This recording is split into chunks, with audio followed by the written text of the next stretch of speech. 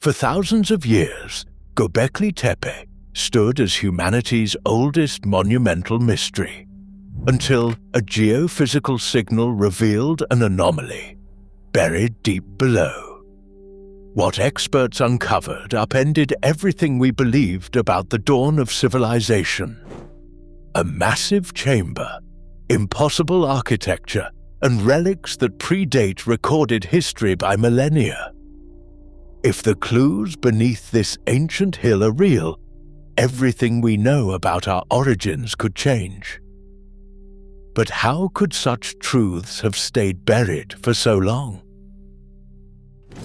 At sunrise, the first rays sweep across the limestone pillars of Göbekli Tepe, casting long shadows over the ancient hill.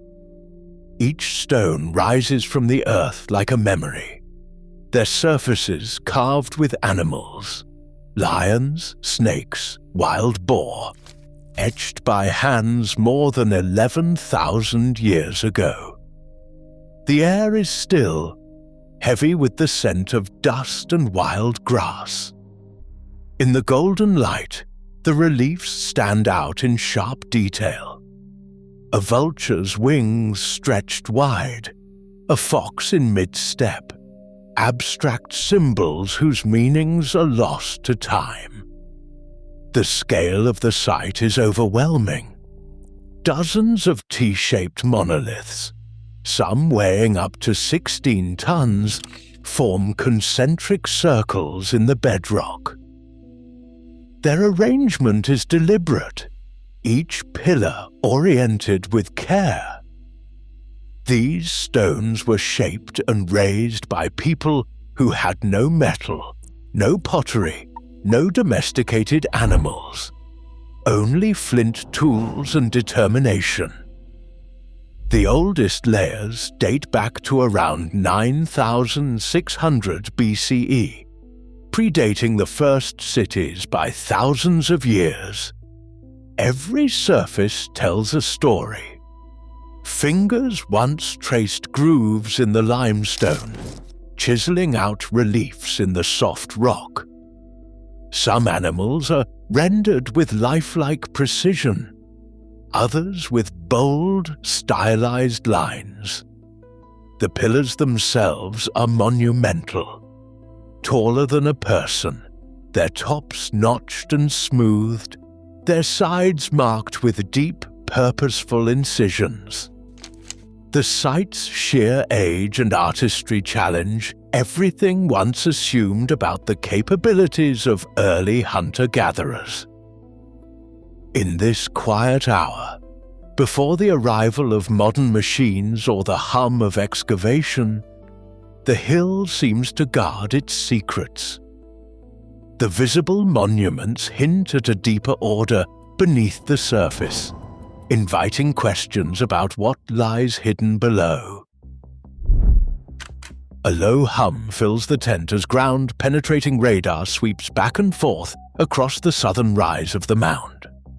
Dr. Lawrence Conyers, sleeves rolled, stands over the control console, watching the live feed flicker with each pass.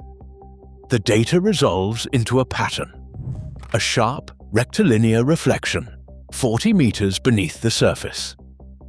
Unlike the scattered natural voids mapped elsewhere, this anomaly forms a perfect rectangle.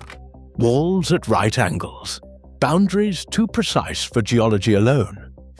The coordinates line up with an unexcavated sector, just beyond the outermost ring of pillars. Conyers leans in, tracing the outline on the screen. Flat walls, he says, voice low but urgent. Corners. This is not natural. Across the trench, Professor Jens Nottroff weighs the implications. Years of excavation have taught caution, especially when new technology promises answers faster than the Earth will give them. Nottroff's focus is on procedure. Every step must be authorized, every risk measured. The Turkish Ministry of Culture requires a formal permit before breaking ground. Notroff insists on full documentation, even if it means waiting through weeks of negotiation and paperwork. He reminds the team, if we do this, we do it right. The field crew prepares for a targeted trench, marking the spot above the anomaly with survey flags. Plans call for a narrow shaft, just wide enough for a person to descend. The anticipation is electric. Geophysicists double-check the three-dimensional tunnel model, overlaying radar data with topographic scans. The anomaly's symmetry holds up under every test. The site pivots from surface wonder to a new invisible frontier. Soon, shovels will break the crust, and the first stones will be lifted, inching closer to whatever lies sealed beneath. The first descent begins with a hiss of forced air and the slow grind of stone against stone. The shaft is barely wide enough for a single person, each step downward swallowed by the dense, unmoving cold. Headlamps sweep across the walls, catching faint chisel marks, evidence of careful hands, not the chaos of collapse. The geometry is unmistakable.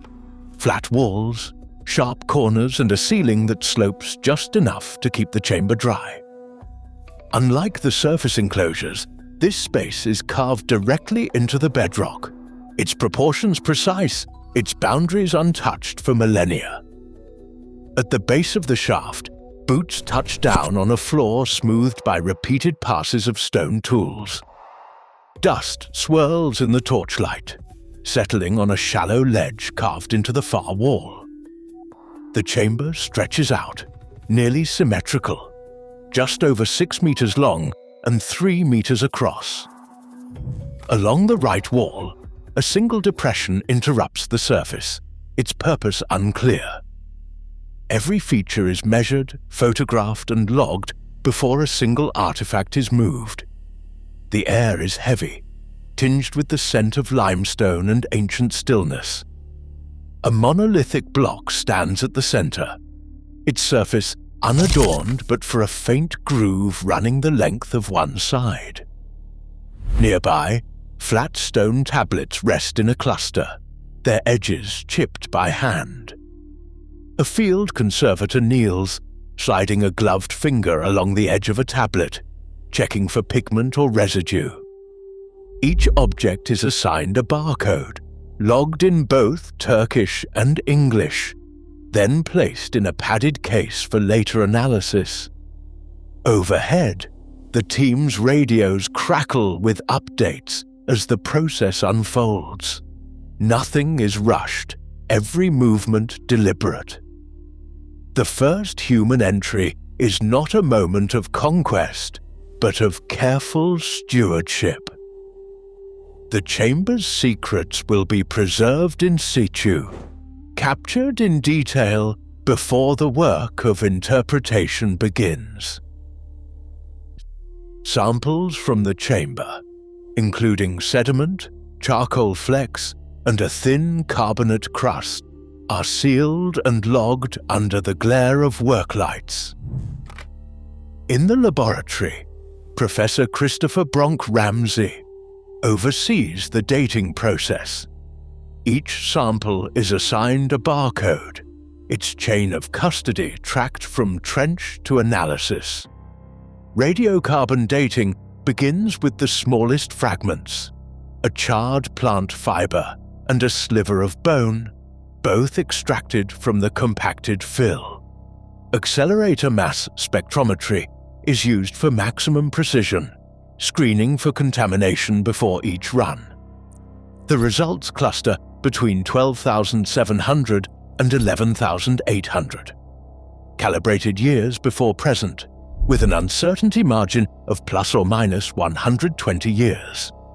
These numbers place the chamber's use at the very edge of the Younger Dryas, centuries before the first known farming villages. Optically stimulated luminescence is applied to the surrounding sediments, measuring the last time quartz grains were exposed to sunlight. The readings suggest a similar age, but Bronk-Ramsey cautions that even small disturbances, such as animal burrows or ancient digging, can skew the data. He reviews the calibration curves, adjusting for regional variation and possible intrusion. The OSL results are treated as supporting evidence, not as the primary clock. Petrographic analysis of the stone tablets and tools reveals a close match to local limestone, their surfaces marked by tiny striations and edge polish. Under the microscope, these wear patterns reflect repeated contact with soft materials, perhaps pigment or hide, but do not match the bladelet technology of the Upper Paleolithic. The tool marks are consistent with pre-pottery Neolithic craftsmanship. No pigment residues are detected, only the faintest trace of mineral accretion. The dating results are shared with the excavation team, their implications debated in late-night meeting. The chamber's construction predates the main surface enclosures, but the evidence is not absolute.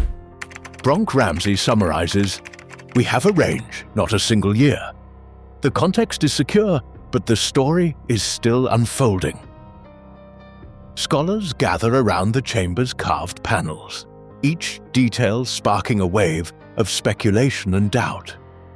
One section, crowded with overlapping animal forms and jagged lines, draws immediate attention. Some see a scene of chaos, creatures tumbling, arcs suggesting fire or flood. A few propose this could be a record of catastrophe, perhaps a memory of climate upheaval at the end of the Ice Age. Others urge restraint, pointing out that without written language, intent remains elusive. Debate sharpens over a smooth stone disc found on a ledge. Its incised rings and radial marks prompt bold astronomical models. Calculations suggest alignments with solstice sunrise, or the slow drift of stars over millennia. Yet alternative readings yield different dates and meanings. Each new interpretation faces immediate challenge, as iconographers and archaeoastronomers weigh parallels with other ancient sites, cautioning that resemblance does not guarantee purpose. The room fills with questions, not answers, and the need for further testing grows urgent. Heritage officials from the Turkish Ministry of Culture arrive on site, clipboard in hand, as the last sample boxes are sealed. Every artifact and soil bag receives a barcode, with local museum staff and international observers signing each entry. The chain of custody log is checked twice before anything leaves the tent. At the Sanliurfa Museum, conservators review the finds, preparing controlled storage and environmental monitoring for the tablets and tools. In nearby villages, workers gather outside the dig house, weighing pride in the world's attention against worries over seasonal jobs. Rumors ripple through the tea gardens, questions about foreign researchers, about what will happen next. Government directives call for transparency and shared stewardship, with plans announced for further ground-penetrating radar surveys on the surrounding hills. A scientific symposium in Ankara debates the reliability of optically stimulated luminescence dates, while excavation permits for adjacent sectors remain under review. The future of the site and its unanswered questions rests in careful hands. Every new layer unearthed beneath Göbekli Tepe challenges the timeline of civilization. As technology sharpens our vision, the boundaries of prehistory dissolve. What we accept as the origins of culture is shifting, right now, in real time. Our past isn't fixed, it's still being discovered.